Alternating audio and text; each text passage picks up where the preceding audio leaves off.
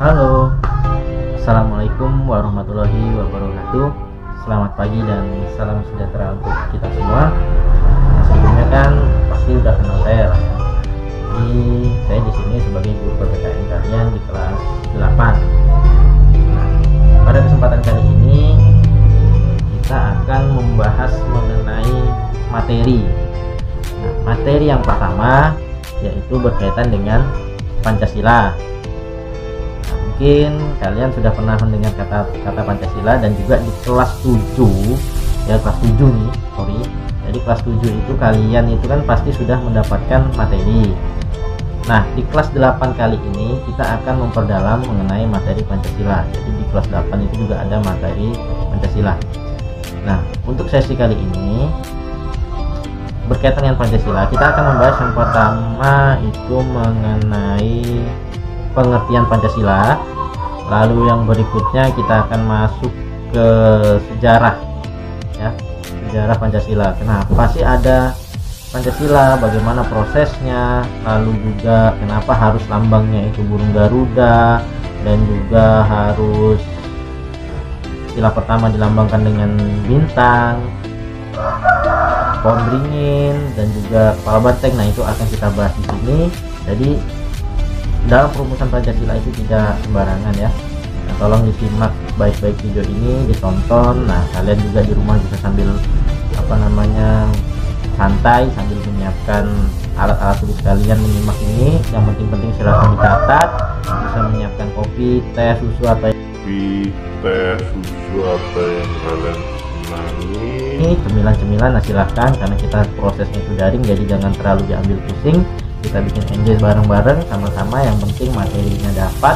Dan juga jangan lupa nanti ada tes itu nanti saya akan arahkan kalian kemungkinan di aplikasi Edmodo. Nah, jadi kalian boleh lah kalau sekarang untuk mengecek-ngecek bagaimana cara mendaftar di Edmodo dan juga join di kelasnya nanti.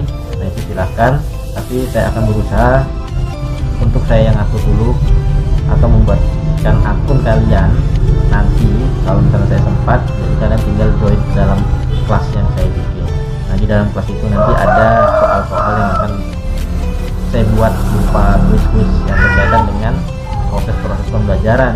Jadi satu kali pertemuan ada penjelasan materi sekian menit. Nah, itu nanti tolong disimak karena ada tesnya. Oke, langsung saja kita ke proses pembelajaran kita. Silahkan ditonton baik-baik, langsung kita masuk ke materi.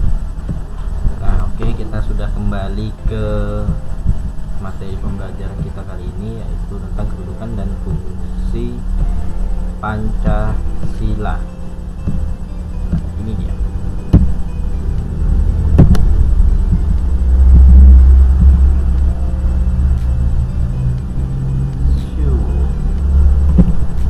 Nah, ini daftar isi. Jadi pertama di kelas 8 ini ada 3 bab yang akan kalian tempuh dalam pembelajaran PKN. Yang pertama itu bab 1, memahami kedudukan dan fungsi Pancasila. Bab yang kedua, menumbuhkan kesadaran terhadap Undang-Undang Dasar Negara Republik Indonesia tahun 1945. Yang bab ketiga, memaknai peraturan perundang-undangan. Nah, yang pertama di bab 1 yaitu mengenai arti, kedudukan dan fungsi Pancasila. Oke, lalu yang berikutnya ada makna Pancasila sebagai dasar negara. Tapi kita akan fokus di sini dulu.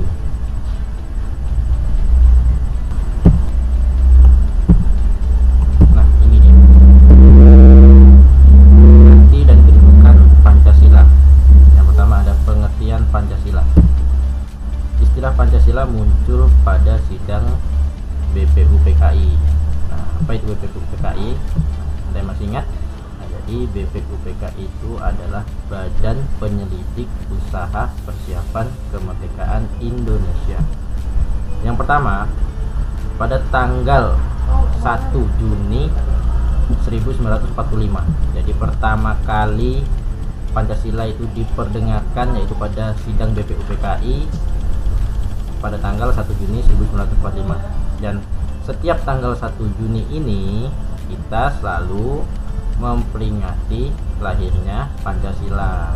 Nah, ya, jadi 1 Juni itu lahirnya Pancasila. Pancasila berasal dari bahasa Sanskerta, panca yang berarti 5 dan sila yang berarti sendi, alas, prinsip atau dasar. Jadi Pancasila ini merupakan sebuah dasar negara yang tidak boleh dirubah, ya. Pancasila tidak boleh dirubah, tetapi Pancasila memiliki sifat yang dinamis dan universal. Dinamis artinya bisa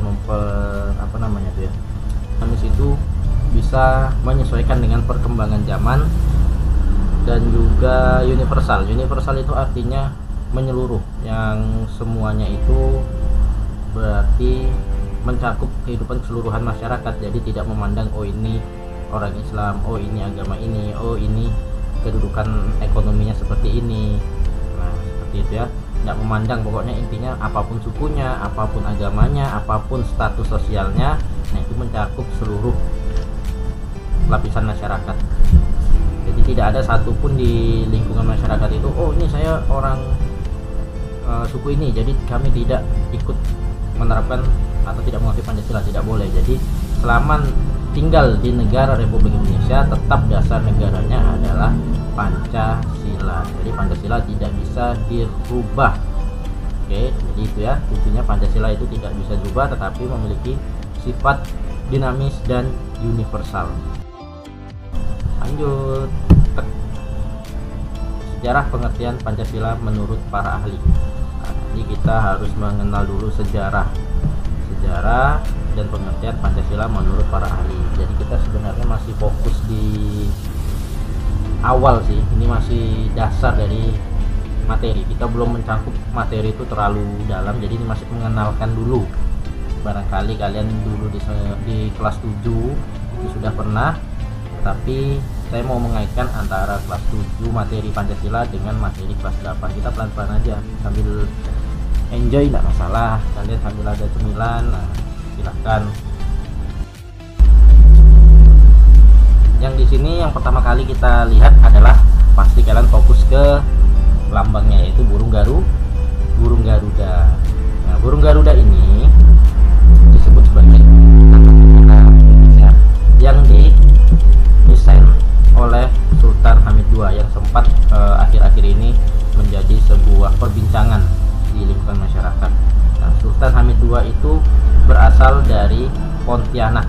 Sultan Hamid II itu pada saat itu diberikan tugas untuk merancang lambang negara. Nah, lambang negara kita yaitu Garuda Pancasila. Jadi ingat, sebenarnya di dalam soal itu kalau misalnya ada soal menanya tentang apa sih sebenarnya lambang dasar negara kita, biasa pilihannya itu ada burung Garuda, ada Garuda Pancasila, ada burung Garuda Pancasila. Jadi yang paling tepat itu adalah Garuda Pancasila. Cuman memang kita lihat itu di sini bentuknya memang ya burung Garuda Pancasila, tetapi dalam pilihan ganda itu nanti yang paling tepat adalah Garuda Pancasila. Makanya lagu pun, lagu wajibnya itu kan Garuda Pancasila. Nah, seperti itu ya. Oke. Nah, Sultan Hamid II ini panjang sebenarnya ceritanya nih. Beliau itu bisa merumuskan lambang ini. Jadi sebenarnya panjang. Dulu itu sejarahnya untuk menyatukan seluruh lapisan masyarakat, seluruh bangsa Indonesia yang pada saat itu masih dijajah. Jadi masing-masing perwakilan dari wilayah itu dimintai untuk datang berembuk rapat. Jadi di Kalimantan ada, Kalimantan Timur ada, perwakilan dari Jawa juga ada. Nah, itu di orang-orang pentingnya yang memiliki peran-peran penting, nah itu diberikan tugas-tugas. Nah, supaya apa? Supaya juga untuk menyatukan masyarakat.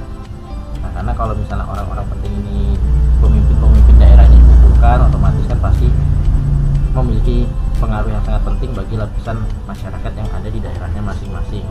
Nah, Sultan Hamid II kebagian untuk merancang lambang Garuda ini. Jadi sebenarnya sejarah tentang Pancasila itu panjang. selain berkaitan dengan perjuangan, ini sangat kental dengan Kalimantan Barat ya. Awal mulanya ini sangat kental dengan Kalimantan Barat, khususnya itu daerah Kabupaten Landak ya, Kabupaten Landak. Di sana itu ada makam Juang Mandor. Nah, jadi ada makam Juang Mandor, jumlahnya itu ada 10, tapi gede-gede semua, besar-besar semua makamnya. Nah, makam tersebut itu isinya adalah para sultan nih. Jadi sultan-sultan, pemimpin-pemimpin Kalimantan Barat dan keluarga-keluarga bangsawan pada saat itu dibunuh oleh penjajah, tepatnya itu Jepang atau Belanda. Nah, tepat sekali. Jadi di kepemimpinan atau di penjajahan Jepang. Jadi Belanda pada saat di Kalimantan itu beda dengan di Jawa. Kalau di Jawa itu ada namanya pembunuhan, penyiksaan, kerja paksa segala macam. Tapi kalau misalnya di Kalimantan mereka itu lebih kepada pendekatan terhadap masyarakat, walaupun memang pendekatan tersebut itu memang merugikan masyarakat, tapi tidak seagresif atau sekejam Jepang.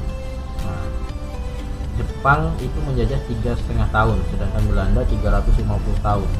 3,5 tahun, tapi Jepang itu terkenal yang paling kejam. Dan di makam Juang Mandor itu pada saat itu saya kuliah itu sekitar ribuan, yang pasti ribuan yang dimakamkan di situ. Jadi satu makam itu gede.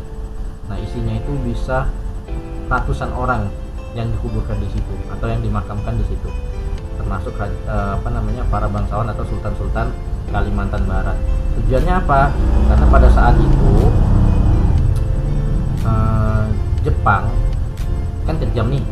Jadi ada masyarakat itu yang sudah mulai memberontak terhadap Jepang. Karena yang paling kejam itu salah satunya itu Jepang itu yang datang ke Kalimantan Barat, karena yang datang itu adalah angkatan lautnya. Jadi angkatan laut itu kan dulu itu kan nggak secanggih sekarang ya alat-alatnya. Jadi kalau berlayar itu kan lama. Pada saat tahu bahwa masyarakat Kalimantan Barat itu mulai memberontak atau mau mulai memberontak, karena di kalangan lingkungan masyarakat itu ada yang menjadi pengkhianat, caranya tuh ya, pengkhianat yang melaporkan ke pihak Jepang.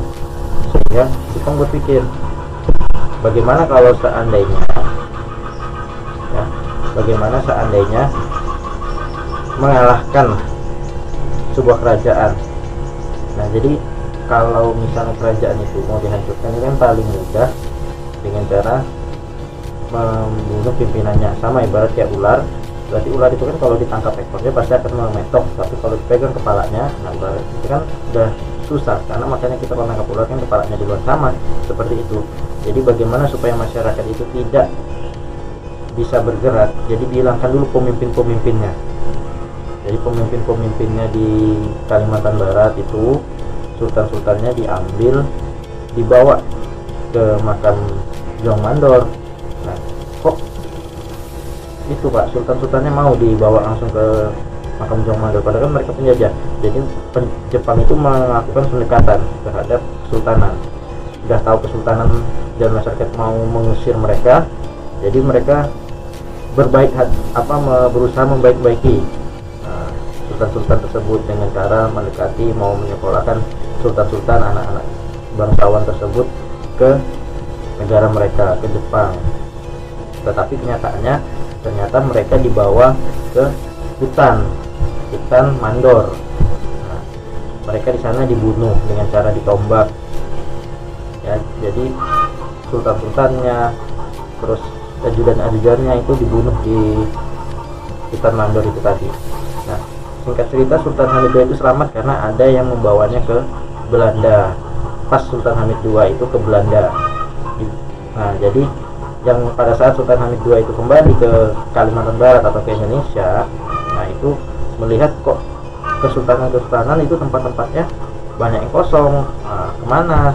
Nah, setelah diselidiki pada saat mau kemerdekaan itu ada beberapa ekor binatang, misalnya seperti anjing itu membawa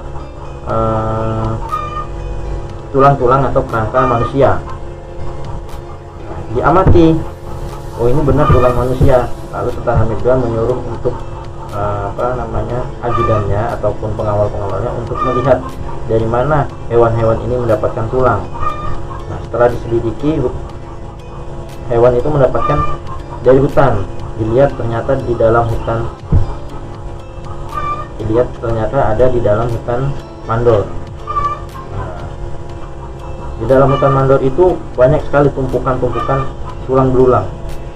Nah, di situ udah tidak bisa lagi dibedakan mana yang agamanya Kristen, Islam, terus suku apa, itu tidak bisa lagi. Makanya kuburannya, makam-makamnya itu dijadikan satu. Nah, itu di dalam makam Juang Mandor ada foto-foto dan ada galeri tentang sultan-sultan yang telah dibunuh di situ. Dia ada 10, jadi nanti kalau udah kita mentok sampai ke 10 makam, makam yang ke-10, nah itu ada nama galerinya di sana. Dia itu jaraknya jauh-jauh antara makam yang satu dengan makam. Lanjut sekarang kita membahas mengenai ini sila-sila Pancasila. Kenapa sih lambangnya burung Garuda segala macam kan? Lambangnya burung Garuda. Jadi burung Garuda itu pada saat masa dulu. Nah, sekarang kalau burung Garuda itu sudah tidak ada ya, sudah punah. Jadi kita tidak sempat untuk melihatnya. Dulu itu menjadi ibaratnya kayak seperti penguasa di udara. Nah, dia itu perkasa segala macam kan, langsung dijadikan sebagai lambang juga, karena diharapkan negara Indonesia itu kuat, juga bisa membumi seperti layaknya keperkasaan burung Garuda ini, seperti itu. Dan juga itu memang waktu itu kan memang dilindungi karena memang mau punah, jadi jadikan juga sebagai simbol negara supaya terlindungi. Tetapi karena sifat-sifat arogan manusia, nah sekarang punah, kita tidak sempat melihat lagi burung Garuda ini. Nah, di sini bisa kita lihat jumlah burung Garuda atau Garuda Pancasila melambangkan hari proklamasi kemerdekaannya, itu tanggal 17 Agustus 1945. Nah, nih jumlah bulu sayap burung Garuda melambangkan tanggal proklamasi ada jumlahnya 17, lalu jumlah ekornya ada 8, lalu jumlah bulu lehernya ada 45. Nah, ini berarti ada 45 nih kan. Nah, ini udah nyatu nih. Jadi supaya kita paham, 17, 8, 45. Jadi tanggal 17 bulan 8 tahun 1945. 45 sini. Jadi ada maknanya semua. Jadi nggak sembarangan. Oh, ini kenapa 17 ini 8, sekalian untuk mengingatkan kita hari proklamasi negara kita. Lanjut, sila pertama. Sila pertama berkaitan dengan ketuhanan yang Maha Esa. Menjalin toleransi, saling menghormati kepercayaan masing-masing untuk membina kerukunan. Nah, sini nih. Ini salah satu hal yang paling penting, ketuhanan yang Maha Esa. Nah, jadi kita harus saling menjalin toleransi dan menghormati kepercayaan masing-masing. Jadi kalau misalnya ada teman kita yang beragama lain sedang beribadah, nah kita jangan ribut. Kalau misalnya ada teman kita yang menjalankan ibadah itu, kita nggak boleh ribut. Apalagi kita misalnya, tahu teman kita lagi ibadah, kita tertib keras-keras segala macam, itu tidak boleh ya. Makanya kalau misalnya pas lagi hari-hari besar, aparat-aparat juga seperti itu, memberikan contoh pada saat umat muslim merayakan Idul Fitri, lagi sholat Idul Fitri kan. Nah, itu polisi-polisi yang berjaga yang beragama non muslim, seperti itu. Begitu juga pada saat mereka melakukan hari besar seperti Natal segala macam, polisi-polisi yang berjaga yang umat muslim, yang orang Islam. Seperti ini. Kenapa Pak lambangnya bintang? Nah, jadi dijadikan sila pertama itu lambangnya bintang karena kita berharap nih. Jadi bintang itu kan menerangi gelapnya malam. Jadi kalau misalnya kita itu lagi dalam sebuah kesesatan, nah Tuhan ini ya, yang ketuhanan ini, kita harus ingat bahwa dalam kesulitan apapun Tuhan itu selalu ada bersama kita ya, memberikan penerangan terhadap kita, jadi pertolongan terhadap kita. Jadi kita itu harus ketergantungan yang pertama kali itu terhadap Tuhan ya. Di sini poinnya. Lanjut nih ya, jadi tahu ya kenapa bintang, karena maknanya itu kan bintang itu menerangi gelapnya malam. Sama kalau seandainya hati kita itu lagi susah segala macam, nah ini Tuhan lah yang akan, kita harus percaya adanya Tuhan nih. Jadi kita yang menolong kita ini hati ini. Lanjut sekarang, maaf ya agak ada naik sedikit. Berikutnya ke sila yang kedua, sila kemanusiaan yang adil dan beradab. Sila ini mengajarkan kita apa untuk di sini nih, saling mencintai dan menumbuhkan rasa tenggang rasa serta menjunjung tinggi sikap kemanusiaan. Jadi pada saat kita SD juga ada materi tentang tenggang rasa, menjunjung tinggi sikap kemanusiaan. Jadi kita harus saling tolong menolong nih antar sesama. Nah, sikap kemanusiaan ini. Jadi misalnya ada temannya yang kesulitan, nah segala macam, nah itu harus dibantu. Ada orang yang sedang kesulitan di jalan, kita temukan, nah kita bantu. Nah, bantu orang itu harus ikhlas, ya. Jadi jangan mengharapkan imbalan apapun, ya, apalagi sekarang tuh memang sedikit-sedikit kaitan dengan imbalan. Ya, tidak dapat imbalan materi, orang sekarang lebih kepada pencitraan, ya kan. Jadi ada nih di sini nih sedikit-sedikit share ke sini, foto ke sini. Kadang-kadang yang apa ya, boleh seperti itu, ya tergantung niatnya masing-masing sih. Kembali lagi, cuman ya kalau bisa ya dalam hati ya memang jelas kita ala, kan. Di sini nih rasa kemanusiaan. Kenapa Pak lambangnya kok diberi lambang rantai? Jadi kita itu ibarat seperti rantai. Jadi kalau misal kita memiliki rasa kemanusiaan, kita itu memiliki hubungan yang erat antar sesama manusia seperti rantai nih, kuat ya kan, saling bersatu. Lalu yang berikutnya nih, yang ketiga, sila ketiga persatuan Indonesia. Nah, menempatkan persatuan bangsa atas Bhinneka Tunggal Ika di atas kepentingan pribadi atau golongan. Nah, ini seperti misalnya gotong royong. Jadi kita itu kalau gotong royong kan menempatkan kepentingan golongan di atas kepentingan pribadi. Misalnya hari Minggu kita sibukkan hari kegiatan mau mencuci segala macam, kan tiba-tiba ada gotong royong. Nah, kita lebih memprioritaskan gotong royong. Nah, kepentingan pribadi kita tinggal. Nah, itu salah satu sikapnya nih di sini. Terus persatuan bangsa, menjalin Bhinneka Tunggal Ika. Jadi tidak ada, kita itu di sini itu tidak diharapkan untuk membeda-bedakan. Nah, jadi apapun itu sama, sukunya, agamanya itu kita sama-sama, yaitu sama-sama bangsa Indonesia. Apa hubungannya Pak bangsa Indonesia persatuan dengan lambangnya pohon beringin?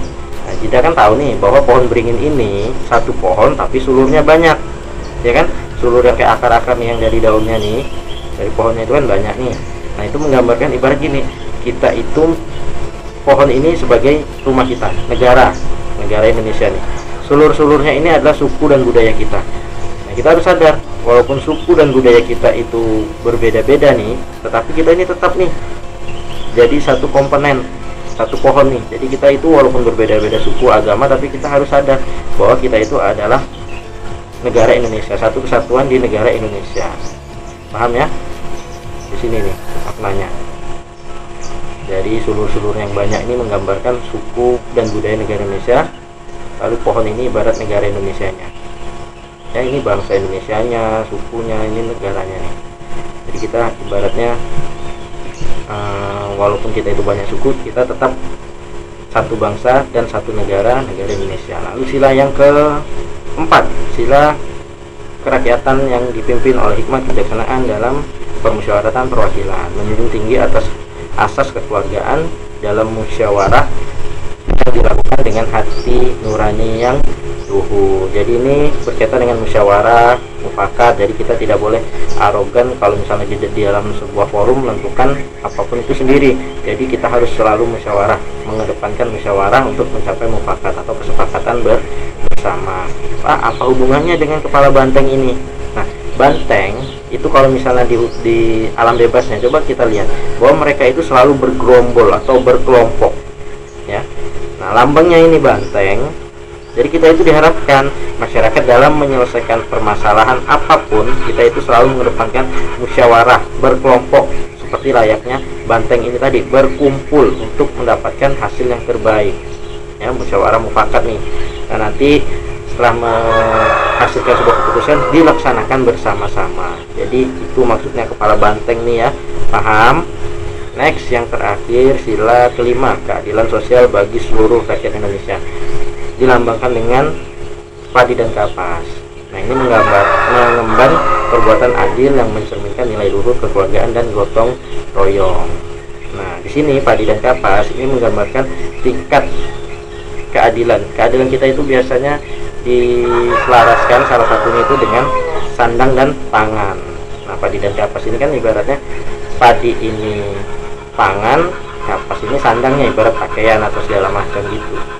Jadi kita berusaha untuk menciptakan sebuah keadilan negara Indonesia itu bagi seluruh masyarakat Indonesia, baik itu dalam sandang dan juga pangan. Makanya kalau misalnya dalam kondisi COVID seperti ini, yang merasa mampu membantu yang kurang mampu. Nah, itu untuk menciptakan sebuah keadilan di sini.